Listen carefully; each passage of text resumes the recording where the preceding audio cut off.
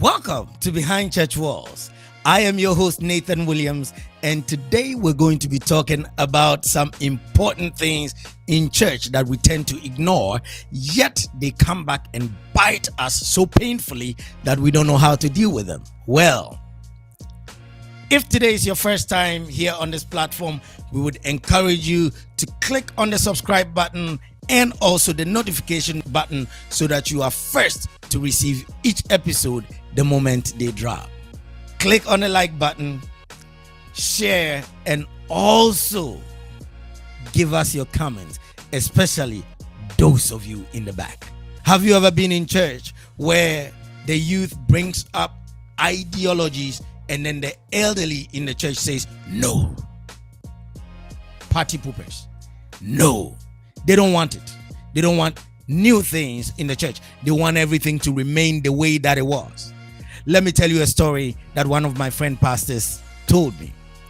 He has a bunch of youth, vibrant people who like to do new things and bring joy and happiness within the church. Every time that the youth will bring up these ideas, the elderly in the church will be like, no. Well, then the church is no longer church. Then it's like a social club. Then why are we going to build a place where the youth is? Well, if you refuse to build that, one of the things you are doing is you are sending the youth to go find that elsewhere. So, what am I saying? I'm saying that it is very important to address these matters within your church. Go straight to your pastor and tell him, listen, we have good ideas. It seems like you don't want the ideas in the church. It seems like you are stopping us from advancing and from becoming who we ought to be. Don't go and sit behind closed doors with other people and talk negatively about it. Rather, go to the pastor and communicate with the pastor. It's very important that we share these things.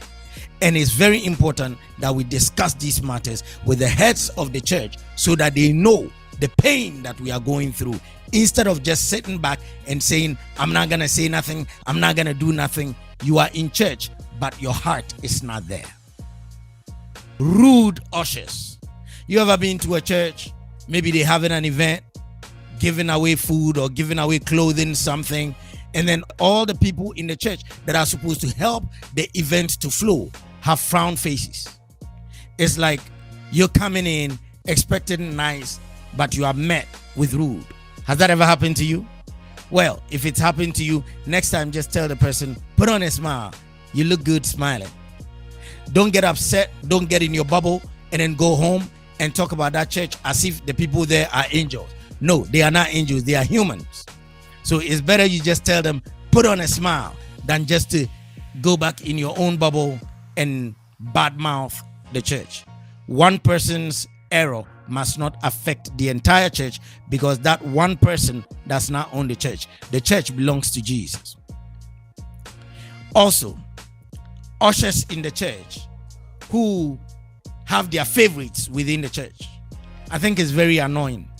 They have people they want to sit somewhere. They have people they don't want to sit somewhere. It's like when you go and sit there, they'll come and take you out of there. Meanwhile, that place is common place for everyone else.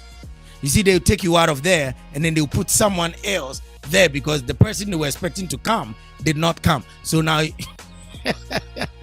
listen, don't get upset about that. Just go and talk to the pastor about it, or talk to one of the other lead ushers, somebody else about it. Solve the problem. Don't fight the church. Don't fight the people in the church. Sometimes they do this unknowingly, and sometimes it is coming from above. Sometimes the pastor wants to put a particular person there for a reason. Could be for punishment. Could be because the person talked too much. They want to move them from their clique, and they specifically requested that they put them there. It maybe have nothing to do with you. So I would encourage you to be patient when you encounter rude and ugly ushers. There are some ushers also that the moment you enter the church, they try to go seat you somewhere. You're not comfortable maybe going to the front. You want to stay in the back, and it looks like the usher is mad at you throughout the service. It's like every time you look at the usher, it's like, I got my eyes on you. Don't be upset with the usher. They are under strict rules and they are trying to do their job. All right. So I'm not defending the ushers. I'm not defending you. I'm saying that with every negative situation, there is a solution. And the solution will have to be you and that person, or you and a person above them. Don't take that matter out of there and go talk negatively about the whole church, because the pastor may not be aware, leaders may not be aware. It may be between you and an usher. Just go and solve that problem. Make it easy for yourself and easy for everyone else. Peace must reign in the church. The next people we are talking about is the self-appointed judges. You know, the people that sit in the far left corner, far right corner, far left front, far right front. They sit there and it's like every minute they are turning around to see what's going on in the church. They look at you and they want you to know they are grilling you, looking at you. Why you wear that kind of skirt to church? Why you wear that kind of shirt to church? Look at the makeup. Look at the heels. They don't look good. The people that actually are grilling you. Self-appointed judges. They are judging everybody from head to toe. And if you look better than they do that day, oh my God, it's like you committed a whole crime. That day, they look at you with a mean look. You think you're better than all of us, dressing like nobody else can dress like that. My God, my God.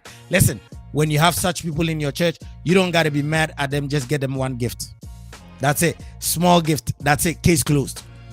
All right. Well, you may not want to give them a gift. You don't have to be their friend. Just tell your pastor, this person is too mean. That's all. They look at me like they have a problem with me. Simple. Case closed. But I would rather get them a gift so that I can have them in my corner, you know? Yeah. Anyway, what is your own view on these things we're talking about? What do you think? I think when you enter a church, the first person you see is the usher. The last person you see is the usher going in and going out, right? So ushers must be nice. Leaders must be very nice, extremely nice.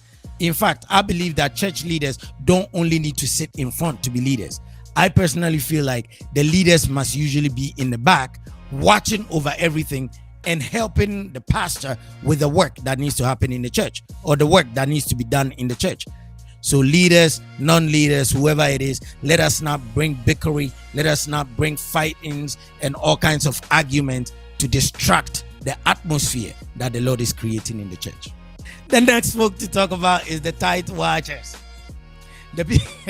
These are the people that watch every time when they say tithe and offering. Who all is going up there? How many are going out there? Let us now calculate and see how much are they giving in the church. Then you see your pastor go out and buy a nice, shirt and a nice outfit. Come to church the following week, nice outfit. Say, pastor is waiting to spend the money on nothing. People carry their anger to church. Every negativity about people, remember, church is where they can come and release it. So they come to church with it, not because they mean to, but because they need a place to dump everything. And the best place to do that is the church. That's why Jesus says, come as you are. So they come with all kinds of attitude, but we don't have to meet them with their energy. We have to let them come with their energy and leave with our energy. Is that all right? Tithe watchers. There are three groups of tithe watchers, actually. Those in the pews watching. Then there are those in the tithe and offering counting room that will tell you your tithe is too small. How come you always give $50 instead of $200? We know you have a good job. Look all the Gucci, the Louis you're wearing, all the nice things that you got on. And then when it's time for tithe, you come and drop your change in here. It is annoying. Those people need to be fired. They need to be fired from the tithing room. A lot of times pastors think that these people are helping. They are driving away your church members. They are stopping your people from covenanting with God. Drive them out of the counting room instantly when you find them. It's not their job. It's not nobody's job to tell how much who should give. It is already written in the Bible. You preach it in church and your parishioners decide what they want to do. The third tithe watchers is the people in the tithe room who go and gossip about how much other people are giving. This one is giving, when we're looking at people that give in the church, they're not even part of it. Is it not that $20, $50 that they put in the church? Is that anything to even contribute to the church? Well, let me say this. The $1, the $50, the $100, the $1,000, they all contribute to the river that flows in the church. Remember, little drops of water makes a mighty ocean. So all these people, when you find them in your church, they need to be fired. How about the newly ordained pastors who now are feeling themselves and they don't even want to interact with you the way they used to interact anymore? It's like now they are pastors, so they don't hang with you no more. How about those? What do you think? Write your own comments. I want to know what you think about those pastors. Sometimes they begin to feel like now they are no longer human or something. It's like they've become angels all of a sudden. You know? Chill. You were with us. Remember, the people you meet on your way up the ladder are the same people you will meet on your way down the ladder. Now, it's better you are nice to the people you meet on your way up, so that while you're there, they will keep you up there and refuse to let you fall. As a newly ordained pastor, your goal, your assignment should be the people, getting to know them, getting to understand their needs, so that you make that your prayer burden. Not for you to feel like you have become somebody greater than them, better than them. It's like they have to come to you. Come on, guy. Come on. Relax. Man or woman of God, relax. Let the people of God be. All right. These are some annoying things in church that we need to deal with. Every church has them, unless they have already been dealt with. One more thing that I want to touch, and then we bring today's to an end, is the pastor who never talk to his people. It's like he's too big to talk to his own people. No, that's not right. Pastor, your job is to allow your people to have access to you. I remember a time ago, my leader said, because they know I'll be tired at the end of the service. So my leader said, everyone that wants to talk to pastor after service must book an appointment on a different day, because they felt like I'm too tired to communicate with my people at the end of service. It sounds right, but it is not right. Because after service, I am right there and my people can have access to me. As opposed to after service, then they have to go home, write down their questions, whatever they had, and then call me later. Now I get it. Not everybody has that capacity. Not everybody has that energy. But I like it that way, because then we are all right there. I give you face-to-face attention and you feel good. I feel good. We feel like we're family. So pastors, learn to make time for your people at the end of service. If you think you're going to be tired because you preach 1 hour, reduce your preaching by 15 minutes and spend 15 minutes with your people. It will be very beneficial to the growth of your church and also to the love that your people have for you. Well, this is it for today. We'll catch you on the next episode. There's more of these that we want to share, but we'll catch you on the next episode. Till then, it's bye-bye.